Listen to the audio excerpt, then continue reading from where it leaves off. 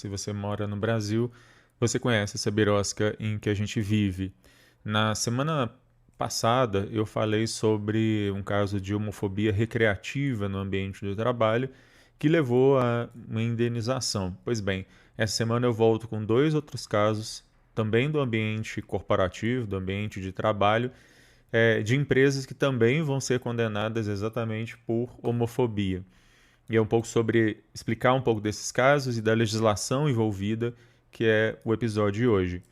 Birosca News é esse quadro que eu faço todas as semanas, falando de questões de direito. Esse conteúdo fica disponível no meu canal do YouTube, Alexandre Bahia, e o podcast do Birosca News está disponível em várias plataformas. Se você gostar desse conteúdo, curta e compartilhe. Pois bem, eu vou falar desses dois casos, dos desdobramentos e também da parte da legislação. O primeiro caso, então, de um faxineiro que sofria assédio moral por parte do colega de trabalho. Esse faxineiro, ele reclamou com o superior imediato dele, que não fez absolutamente nada a respeito. E aí, então, a empresa foi condenada exatamente por omissão em não fazer nada, em omissão de não coibir esse tipo de prática.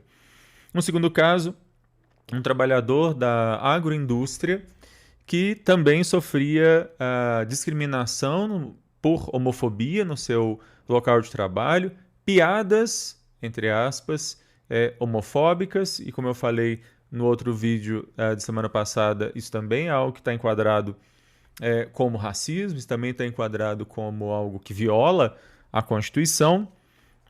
Ele não só sofria essas agressões verbais, mas também ele teve seu carro riscado e palavras discriminatórias escritas, riscando então esse carro.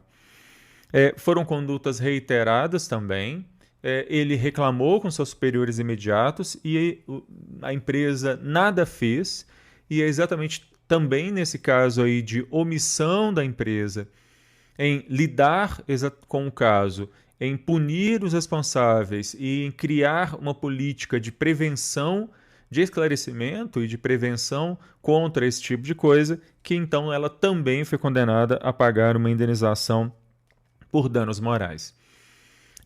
Sobre tudo isso, sobre essas duas decisões, eu queria lembrar alguns instrumentos normativos. Então a gente tem a Convenção número 111 da OIT, que fala sobre a questão da discriminação no mercado de trabalho. A gente tem o artigo 7º, inciso 30 da Constituição, que veda qualquer forma de discriminação dentro do ambiente de trabalho. A gente tem a Lei 9029 de 95, que ela vai falar exatamente sobre a vedação à discriminação também no mercado de trabalho.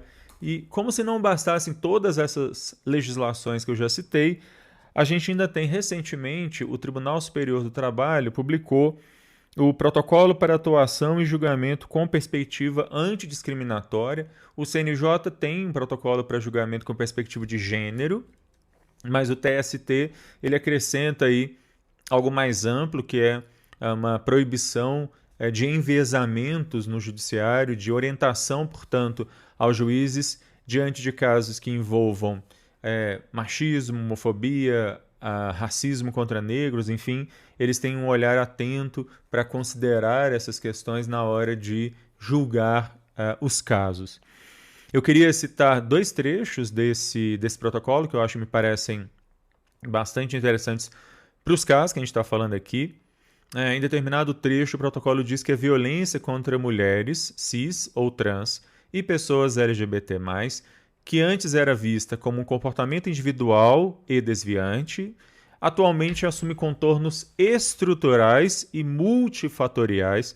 O fato de se falar aqui que é algo estrutural e multifatorial é extremamente importante para mostrar que, por exemplo, no caso da LGBT+ fobia, ela é algo que faz parte da estrutura da sociedade brasileira, é algo que precisa ser discutido e varrido da história, e que também ela tem uma série de fatores para acontecer, questões religiosas, questões de criação na família, enfim.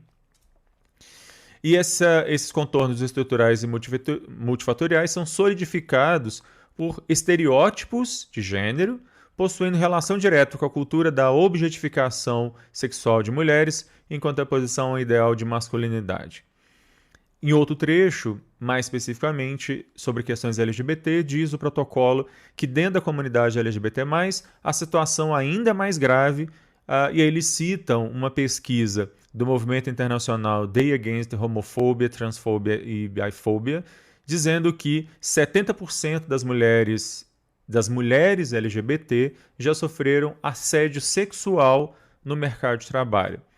Ainda, o protocolo vai ter um item específico sobre direitos da população LGBT+ no trabalho e vai falar de várias coisas, como, por exemplo, a questão do assédio, vai falar da questão do nome social, do nome de pessoas trans, de inclusive licença para a pessoa poder fazer a cirurgia de transgenitalização, enfim. É um documento extremamente importante que transcende, na verdade, a questão do direito ao trabalho.